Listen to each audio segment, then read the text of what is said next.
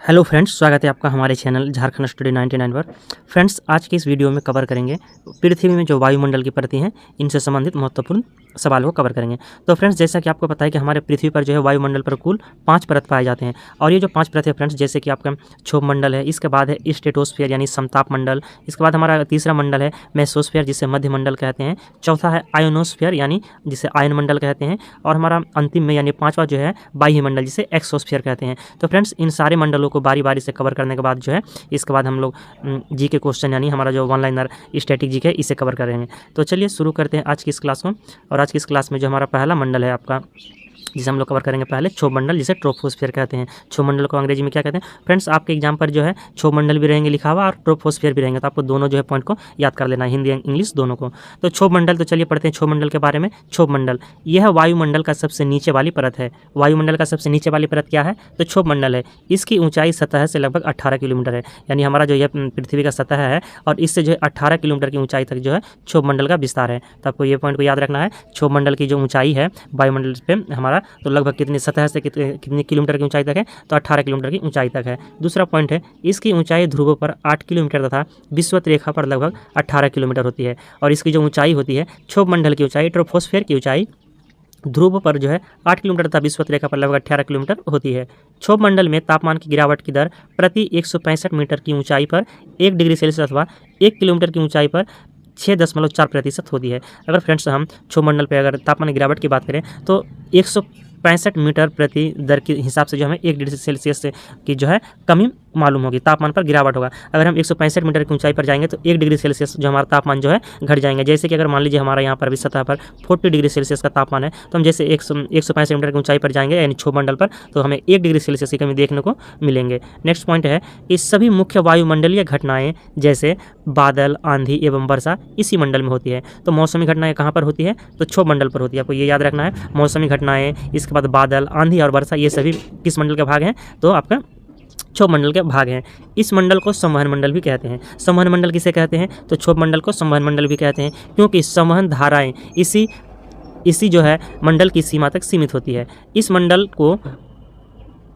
मंडल को जो है अयोमत भी कहते हैं। यहाँ पर फ्रेंड्स कुछ टाइपिंग पर एरर है, तो इस मंडल को जो यहाँ पर अयोमत लिखा हुआ है, यहाँ पर शायद कुछ और वर्ड होता है, तो अयोमत भी कहते हैं। और जैविक क्रिया के लिए यह सबसे महत्वपूर्ण स्तर है। जैविक क्रिया के लिए सबसे महत्वपूर्ण स्तर क्या है? तो क्षोभ मंडल है। क्षोभ मंडल और समताप मंडल की अलग करने वाले भाग को क्षोभ सीमा कहते हैं, और क्षोभ मंडल और समताप मंडल को जो अलग करने वाले भाग है इसे क्या कहेंगे? तो क्षोभ सीमा कहते हैं। विषुवत वृत्त के ऊपर क्षोभ सीमा में हवा का तापमान 80 डिग्री सेल्सियस और ध्रुव के ऊपर 45 डिग्री सेल्सियस होता है। और फ्रेंड्स, यहाँ पर जो है कहा गया है कि विषुवत वृत्त के ऊपर, जब विषुवत वृत्त के ऊपर की बात करें तो क्षोभ सीमा में हवा का जो तापमान है 80 डिग्री सेल्सियस और ध्रुव पर जो है 45 डिग्री सेल्सियस से ऊपर होता है। यही तापमान स्थिर होने के कारण इसे क्षोभ सीमा कहा जाता है, और ये जो तापमान स्थिर है इसी कारण ही जो है क्षोभ सीमा कहा जाता है। तो ये सारे पॉइंट्स आपको फ्रेंड्स क्षोभ मंडल के बारे में याद रखना है। क्षोभ मंडल यानी ट्रोपोस्फीयर, जिसे ट्रोपोस्फीयर कहते हैं। और यहाँ पर सवाल फ्रेंड्स एग्जाम पर पूछा जाता है कि मौसमी घटनाएं जो है कहाँ पर होती है? बादल, आंधी, वर्षा यानी मौसमी घटनाएं तो क्षोभ मंडल पर होती है यानी ट्रोपोस्फीयर पर होती है। और इसकी जो विषुवत रेखा पर लगभग ऊंचाई कितनी है? तो 18 किलोमीटर। आपको याद रखना है, इसकी ऊंचाई सतह से 18 किलोमीटर है, और ध्रुव पर 8 किलोमीटर था, विषुवत रेखा पर भी 18 किलोमीटर है, और 165 मीटर की ऊंचाई पर 1 डिग्री सेल्सियस का कमी देखने को मिलेंगे। आपको ये सारे पॉइंट याद रखना है। अब हमारा नेक्स्ट मंडल जो है हमारा स्ट्रेटोस्फीयर, जिसे कहते हैं समताप मंडल। स्ट्रेटोस्फीयर अर्थात समताप मंडल। समताप मंडल स्ट्रेटोस्फीयर, समताप मंडल 50 किलोमीटर की ऊंचाई तक है।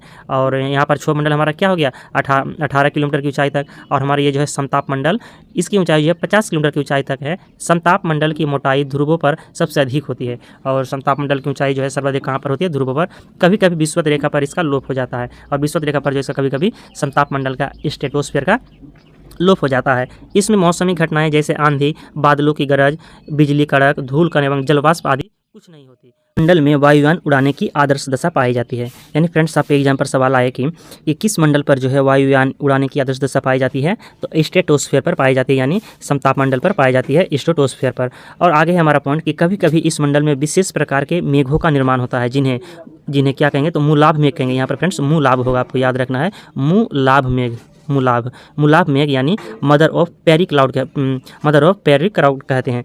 तो आपको ये पॉइंट याद रखना है कि विशेष प्रकार के मेघों का निर्माण किस मंडल पर होता है? तो समताप मंडल पर होता है, और जिन्हें क्या कहेंगे? तो मूलाभ मेघ कहते हैं। मूलाभ मेघ कहते हैं, मदर ऑफ पैरेलल क्लाउड। आपको ये पॉइंट को याद रखना है, क्योंकि फ्रेंड्स एग्जाम पर मुलाब में ना देकर आपको हो सकता है ये भी दे कि मदर ऑफ पैरेलल क्लाउड किस मंडल का भाग है, तो समताप मंडल का भाग, और ये जो है समताप मंडल पर पाए जाते हैं। समताप मंडल की एक महत्वपूर्ण लक्षण यह है कि इसमें ओजोन जैसी गैस की एक परत पाई जाती है। ओजोन जैसी गैस की परत कहाँ पाई जाती है, तो समताप मंडल पर पाई जाती है, स्ट्रेटोस्फीयर पर पाई जाती है, जो सूर्य से आने वाली पराबैंगनी किरणों को अवशोषित कर लेती है। इसीलिए इसे पृथ्वी की सुरक्षा कवच भी कहते हैं। पृथ्वी का सुरक्षा कवच किससे कहते हैं, समताप मंडल को कहते हैं। और ये जो फ्रेंड्स आपका ओजोन परत कहाँ पर पाई जाती है, तो समताप मंडल पर पाई जाती है, जो सूर्य से आने वाली पराबैंगनी किरणों को अवशोषित कर लेती है।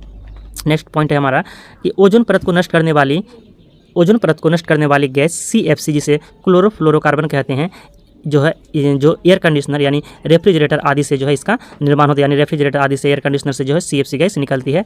और ओजोन परत का क्षरण जो है CFC में उपस्थित सक्रिय क्लोरीन के कारण होती है। और जो ये जो गैस निकलती है CFC, तो ओजोन परत में जो क्षरण यानी CFC में जो उपस्थिति क्लोरीन के कारण होती है। ओजोन परत की मोटाई मापने में डॉप्सन इकाई का प्रयोग किया जाता है। तो आपको याद रखना है यहाँ पर ओजोन परत की मोटाई किससे मापते हैं, तो डॉप्सन से मापते हैं, यानी डॉप्सन इकाई इसका प्रयोग करते हैं। नोट दिया है यहाँ पर कि कुछ विद्वान जो है ओजोन परत को एक अलग मंडल मानते हैं, और कुछ विद्वान जो है ओजोन, यहाँ पर नोट को फ्रेंड्स आपको अच्छी तरह से याद रखना है, क्योंकि नोट जो होता है इंपॉर्टेंट होता है। तो कुछ विद्वान जो है ओजोन मंडल को एक अलग मंडल मानते हैं। इसकी ऊंचाई 32 किलोमीटर से 60 किलोमीटर के मध्य मानते हैं। इस मंडल में ऊंचाई के साथ तापमान बढ़ता जाता है। प्रति 1 किलोमीटर की ऊंचाई पर तापमान 5 डिग्री सेल्सियस की वृद्धि होती है। 1 किलोमीटर की ऊंचाई पर कितने डिग्री सेल्सियस वृद्धि हो जाएंगे, तो 5 डिग्री सेल्सियस की वृद्धि हो जाएंगे। अब हमारा तीसरा है मंडल है मेसोस्फीयर, जिसे कहते हैं मध्यमंडल। मेसोस्फीयर यानी मध्यमंडल। तो मध्यमंडल समताप मंडल के ठीक ऊपर 80 किलोमीटर की ऊंचाई तक फैला हुआ है। इस स्तर में भी ऊंचाई के साथ साथ तापमान में कमी होने लगती है, और 80 किलोमीटर की ऊंचाई तक पहुंचकर यह 100 डिग्री सेल्सियस तक हो जाता है। मध्यमंडल की ऊपरी परत की जो मध्य सीमा है, और ये जो मध्यमंडल है इसकी ऊपरी परत की मध्य सीमा है।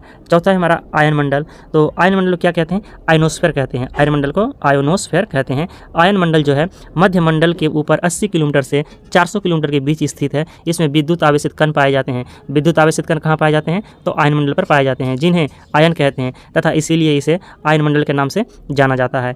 यह भाग जो है यानी आयन मंडल कम वायु दाब तथा पराबैंगनी किरणों द्वारा आयनीकृत होता रहता है।